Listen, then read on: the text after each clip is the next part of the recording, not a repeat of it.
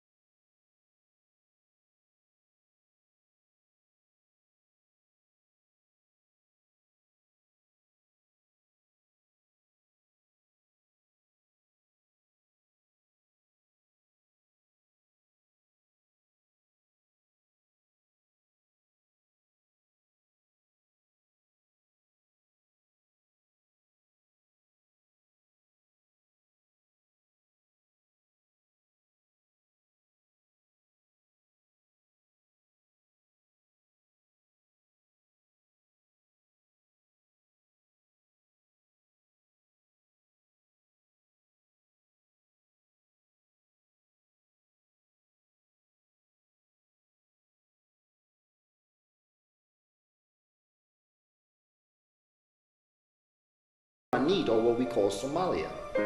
There are great things happening historically across the African continent. You have the kingdoms of Kuba and Luba in Central Africa. Mansa Musa was the king of Mali in the 1300s, very wealthy brother. During the dark age of Europe, Europe was going through a dark age, Africa was thriving. It was the gold capital. Mansa Musa was considered the wealthiest man on the planet at the time. Mansa Musa had a very well-known pilgrimage to Mecca, where he went to Egypt and went to Mecca and went through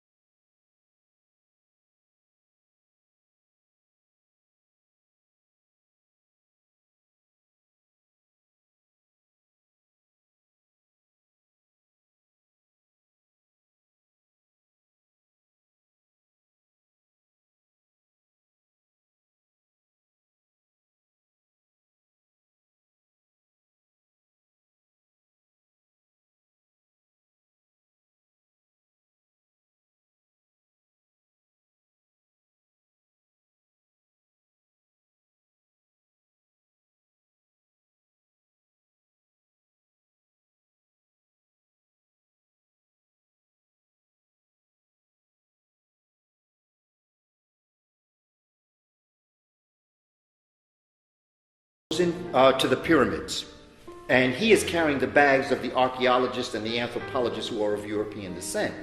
And they're talking amongst themselves about what this find is and its importance, the greatness of it. And Richard Pryor is in this temple looking all around, and he begins to say, but all these people are black.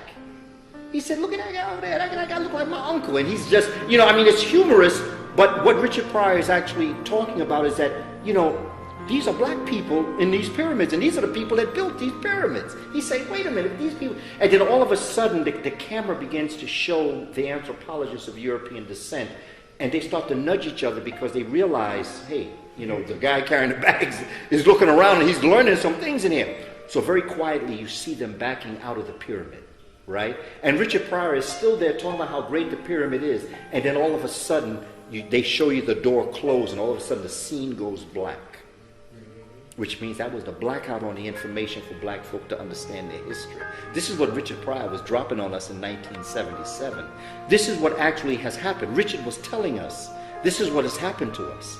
Because as you become conscious, and brother becomes conscious, and as a community we become conscious, the Europeans who know this are beginning to realize. So they're trying to shut the door on us.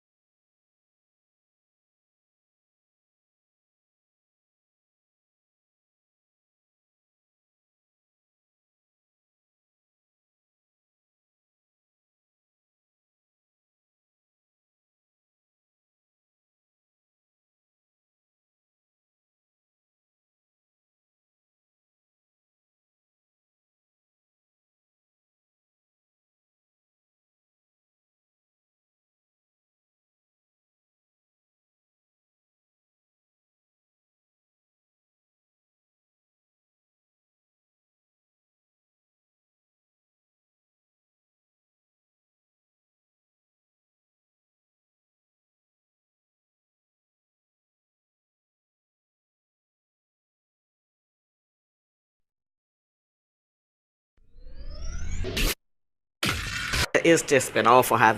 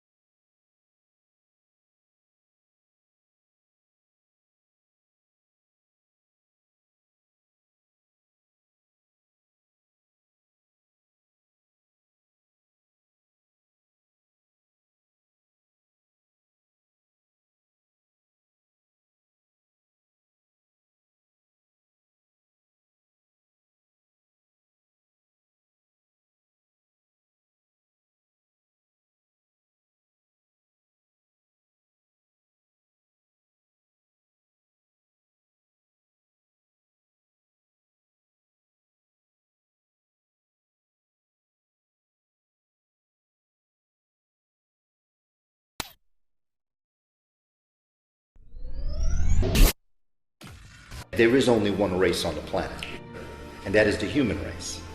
And because of biological climatology, this race was born, nurtured, sustained, civilized, educated in Africa. And Dr. Clark teaches us that after they got their show together, then they took it on the road.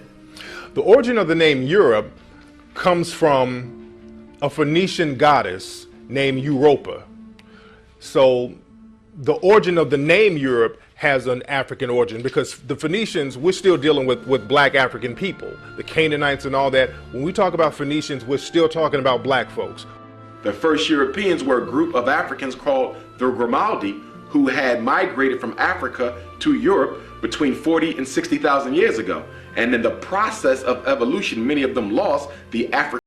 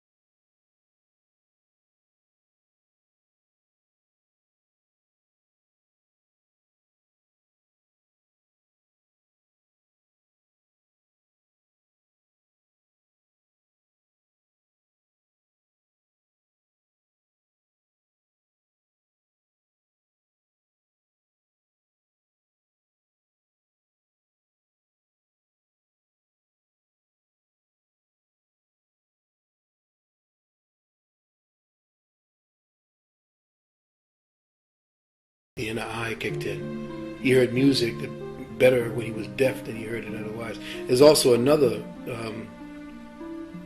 myth that he cut the webbing of his hand down to the bone so that he can get a better stretch.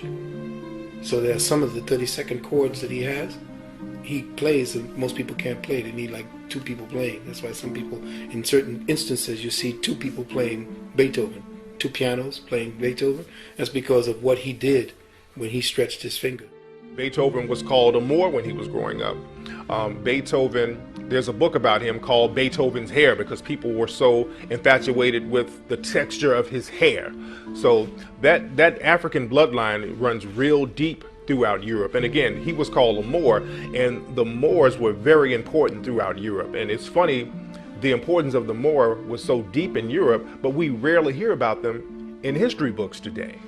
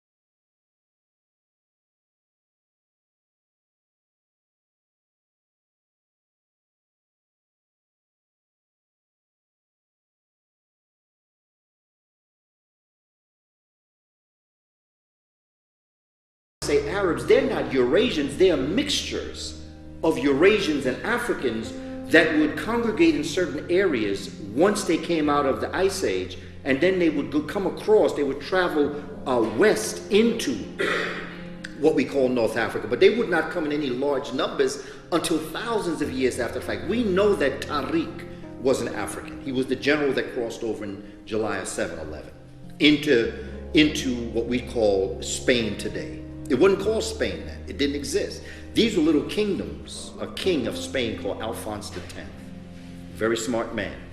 What he did was he began to translate the works out of Arabic. Now, Arabic is an African language, by the way. And Antara was the one that gave it syntax and grammar. Because prior to what we today call Islam, Arabic didn't exist. Arabic was the language of the Quran. And that came out of Africans. That Spanish and French and Portuguese, Italian, Romanian, these languages would codify themselves once the Moors came in and brought civilization and brought in a semblance of language and syntax. They then would take Latin and they would branch off, and then you would have Spanish. That's why all of the languages are related to Latin. That's why they call the Latin languages.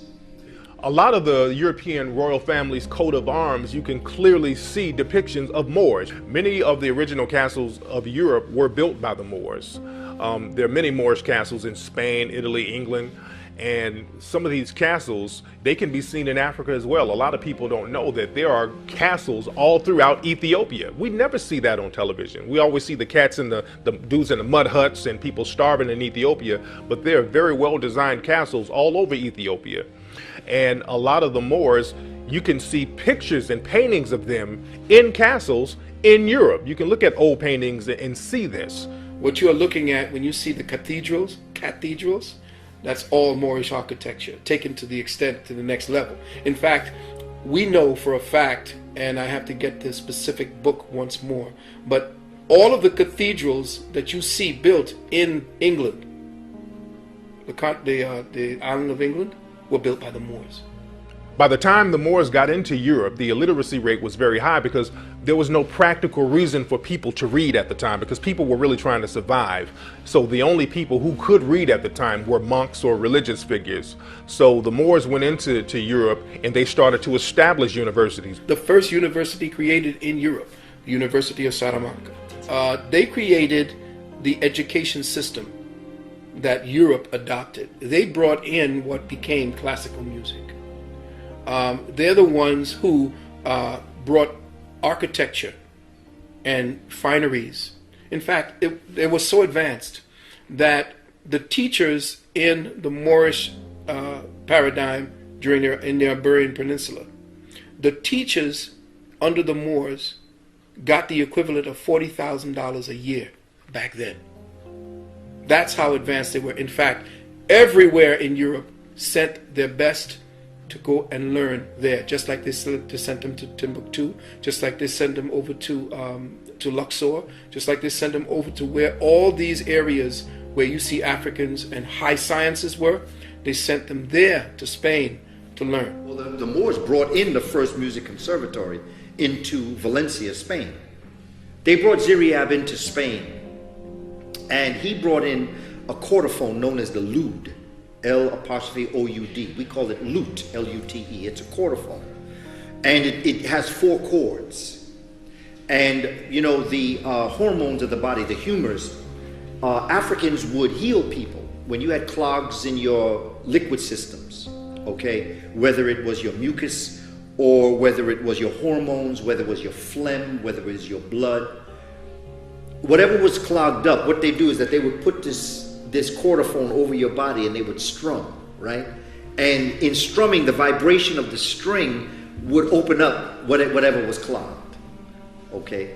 Ziryab, in his brilliance, added a 5th string. And this 5th string was for plasma, which is invisible liquid, which is the origin of the universe. And this just healed your entire system, your entire body. When you look at a piano is a harp turned sideways. That's why when you look at a baby grand piano, it's shaped like a harp. Then you take the top up and you put a stick there so that it's open, right? So that Africans said that instead of strumming strings to make the sound, What they would do is they would put it to its side, encase it in wood, and then you would hit keys. And the keys then would hit the strings, and it would be a different kind of sound. And so when you're looking at Baroque music, which Bach is really given credit for developing, that came out of Africa. Okay, Africa. In fact, Africans have the finger piano that they play. All they did was take the concept of the finger piano, the xylophone, and this harp turned sideways, and that became piano. Out of that came what we call classical music. And this is why when I hear African folk talk about, because I enjoy classical music. I play classical music, I enjoy listening to classical music, but that's black music. That's soul music.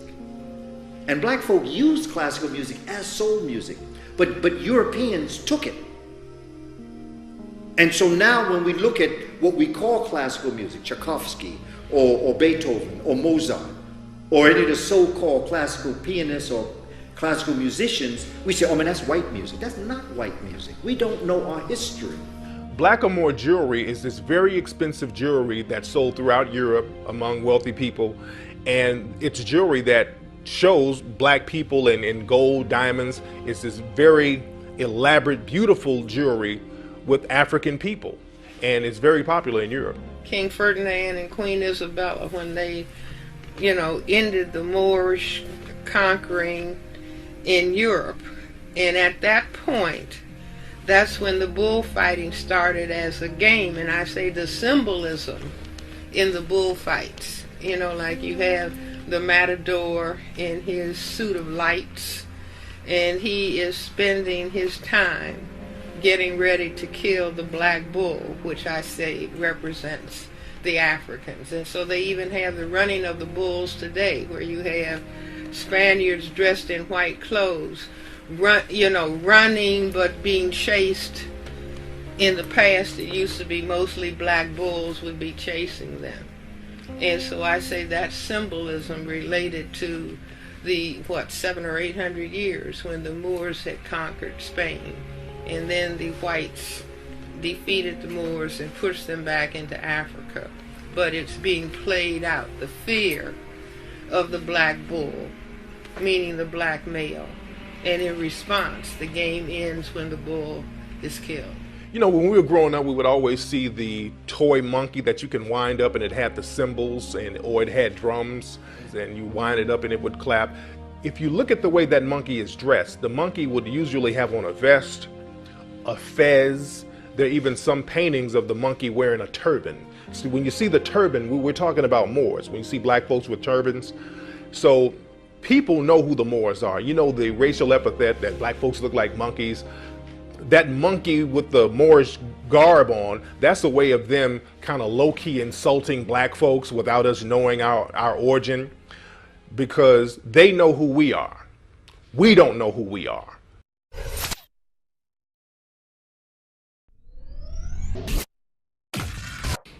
The reason why we don't understand Native American history, we don't understand the African presence in America, we don't understand culture, is because when we study in our textbooks in America the presence of Native American people, we study the 13 colonies. And then we got this Westward Ho thing going on, where we now are meeting the indigenous people as the European met the indigenous people. But if you want to study indigenous peoples, you have to study the Mississippi River, because the Mississippi River was to indigenous people what the Nile River was, or the Happy River was to African people. You go back to a book called The Life of Columbus, written by John Boyd Thatcher in 1905. He wrote in 3-volume set, where he chronicles this man we call Columbus. Cristobal Colon was a very shrewd individual. He was Spanish and he was Jewish. He was Sephardim. And he is involved in traveling to Africa with the Moors in the 1400s. We find him on the coast of West Africa, between West Africa and the Canary Islands, in 1482. He's involved in the enslavement trade with the Portuguese. That's why the great majority of Africans that find themselves in this part of the world, the great majority of them are in Brazil. For every 100 Africans stolen from Africa, 38 of those 100 are in Brazil. Brazil is the largest African community outside of the African continent. So he was already in Africa. He came from West Africa. He was in West Africa when he found out that the Africans had a way to get to this point. In fact, from southern parts of Africa towards the mid-continent, there was a way to get to America in half the time because there was a current called the River Jordan. That wasn't his first time here. He came in many times before that. Really? And understood that he were here on this land. See, you got to remember, he didn't never come up to North America. He went to the South America. He never stepped foot up here. And when you study his, I think it's his son's records, his son will actually tell you about these things. His son will tell you who was on the ship and how he saw the same people he saw in Africa over here on this land, and they were Moors. Pedro Alonso Nino, he was one of the chief navigators who came over to America with Christopher Columbus. And many people say if it wasn't for the Moors being on those ships with Columbus, they would have never found the New World of America. There's evidence of many Africans that are on those 3 ships and the other ships that would be, because Cristobal didn't know where he was going. He didn't know the Native American peoples. Even the Spaniards would bring Estevanico, an African, to Spain, and he is the one that's going to cross over Florida through Arizona, through that southern west, and befriend indigenous people because he was a healer.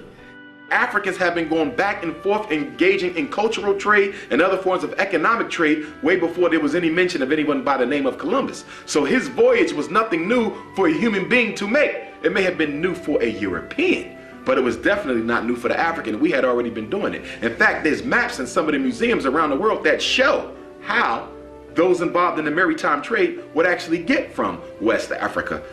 The Piri Reis map was a map that was found by a Turkish explorer named Piri Reis, and the map comprised of longitude and latitude, which was not discovered by Europeans yet, and the map comprised of different ancient maps from Arabia and Egypt.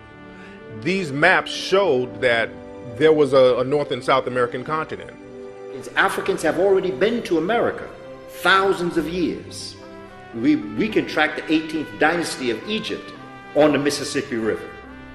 So we know that there are Africans in America. They are coming back and forth between Africa and America frequently, working together with the indigenous peoples here. And in fact, the indigenous people themselves are now African.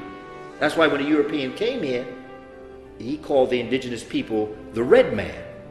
You don't get to be red without some brown and black. When the Jesuit priests from Spain and Portugal came over to the Americas and they wrote back, they would classify the Native Americans, in many cases, as Negro. What we know as Memphis, as the capital of ancient Kemet, was over here in the West. See, most people don't know that.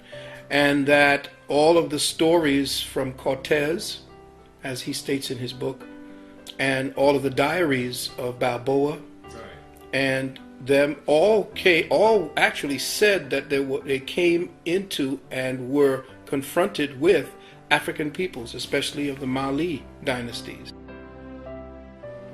When you're looking at the original American people, the Olmec people are a mixture. You're basically going to see them being born in what we call the Gulf of Mexico. They're going to come out of 3 major cities, Tres Zapotes, San Lorenzo, and La Venta. These are going to be where the Olmec stone heads are found. This is going to be where the first temples, pyramids, tombs are going to be found. The Bonampak tribe, that was a group of Aboriginal people living in the Mexico area. If you go down to Mexico and you look at these murals, you can see the Bonampak tribe, and they clearly have distinctive African features, African nose, lips, hair. We know that there are pyramids and heads in Guatemala, Nicaragua. You can go throughout Central America. You can go through Mesoamerica. You can go to South America as far as Peru. And you can find the presence of African peoples in this area. In the ancient world, not just during the movement of Africans during the enslavement process, but these are individuals that are going to be here and establish culture in this part of the world. Evidence of Africans in America. He wrote a book, Frank Joseph. Now, this is a man who did not set out to write a book on African presence in America. He just was honest enough to record what he found. He finds coins with African heads on them. He finds vessels that people drank from with African heads. You have a gentleman by the name who has transcended. His name was Alexander von Wutenow. When we went to Mexico to study with Dr. Van Sertima in 1984, we went to his museum, his studio. He showed us over 60,000 artifacts that were African in nature. Not just brought from Africa, but built in America, revering Africa. Mansa Musa, who became, what's his name, Montezuma. So Mansa Musa was actually Montezuma, and he was a Mali king who came over here with the flotilla of 200 ships. Abu Bakr II. He sent a flotilla of ships, 200 of them, in 1306.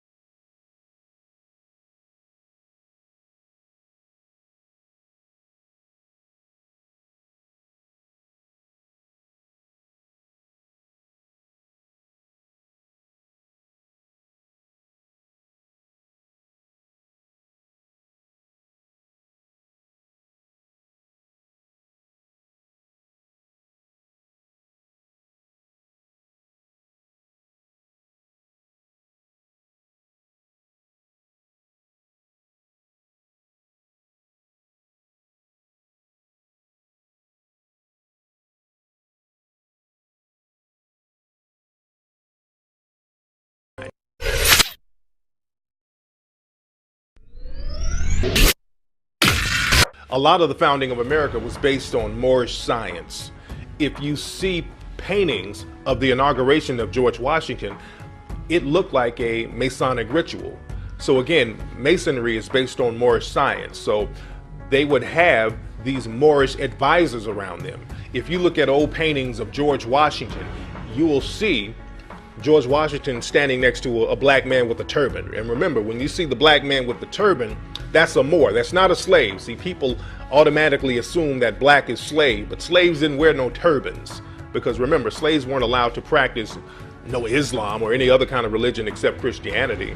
So when you see that turban, that's a black man. And there's a few pictures of George Washington and other people with Moors or black men with turbans standing next to him. When you see that, just know that those are Moors. The Lumbee and the Melungeon people, these were an Aboriginal tribe of people who were living in the Americas, and they came over, and a lot of people act like they don't know where they came from because they were classified as free people of color. And there were other groups called red bones. This is where we get calling a light-skinned person a red bone. These are old terms, and these people had come over before Columbus. They've been over for a long time. And again, the Melungeons were almost classified as black or Negro, but they called them free people of color. And in some circles, they did classify the Melungeons and the Lumbees as Negro.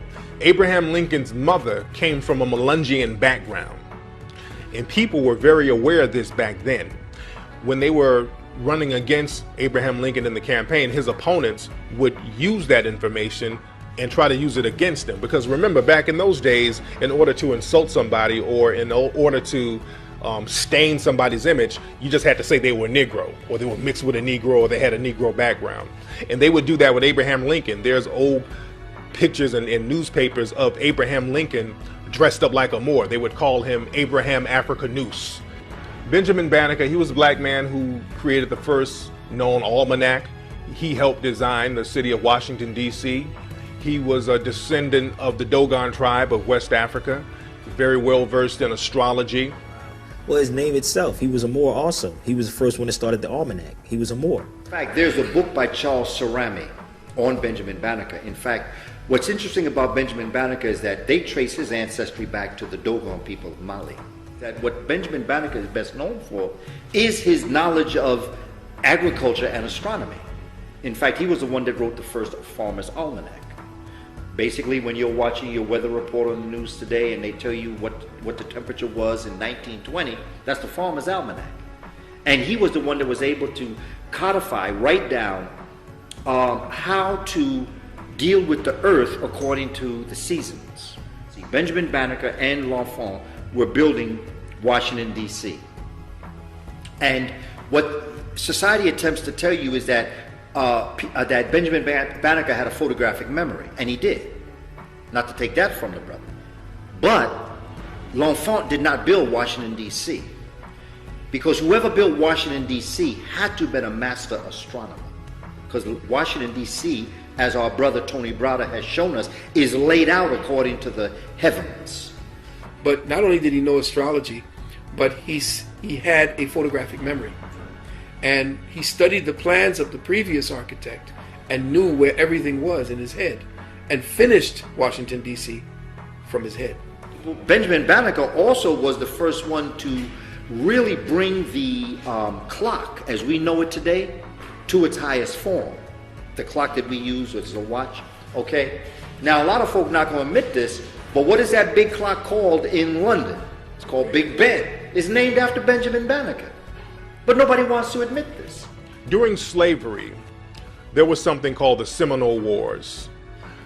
There were many slave rebellions in this country that a lot of people don't talk about. In the 1800s, there were really a lot of slave rebellions, and people were very nervous about what was going on, what had gone on in Haiti, because Haiti had made themselves independent by having a big slave uprising. There was the Nat Turner Rebellion in the early 1800s. People were still shook about that. You had the Denmark Vesey. He was going to have a slave rebellion in South Carolina. That got foiled, but they had up to 9,000 people ready to put in work. So a lot of people were very nervous about slave rebellions in this country. The Seminole War, it was a war of Native American and black people mixed together, calling themselves Seminoles, because there's no such thing as a Seminole Indian. A Seminole Indian, it's a made-up term. A Seminole basically means runaway by definition. A lot of black people were fighting for their freedom. The image of black people just sitting around waiting on people to free them, that's an image to keep us submissive. It was also not economically feasible because of the rebellions that were going on. See, we're not talking about just slavery. We think there was slavery and there was a couple of rebellions like Nat Turner, who, by the way, my wife is a descendant of Nat Turner. And they were thinking that it was just Nat Turner. They were burning and destroying, and there was true guerrilla warfare going on. Ending slavery was not the reason a civil war was fought at all. The Civil War was fought to bring the South back into unison with the North and to destroy the economic advantage that the South had had due to slavery. They cared nothing about the lives of black people. They cared nothing about the way that we were treated. They cared nothing about African life. It was not about protecting us because they had somehow waken up and realized that we were human beings too. No, the South was growing too powerful. Capitalism started to rise. But what began to happen is that in capitalism rising, it began to stifle capitalism, because capitalism demands, as an economic system, that people are always trying to rise to the higher. They're competing. Competition fuels capitalism. But if you could buy an African for $300 and then pay somebody for 20 years $300 a year, which would you do? You'd buy someone one time for $300. But that's going to stifle capitalism, because what's going to happen is there's going to be no competition, because what European is going to compete for a job that they could buy an African to do?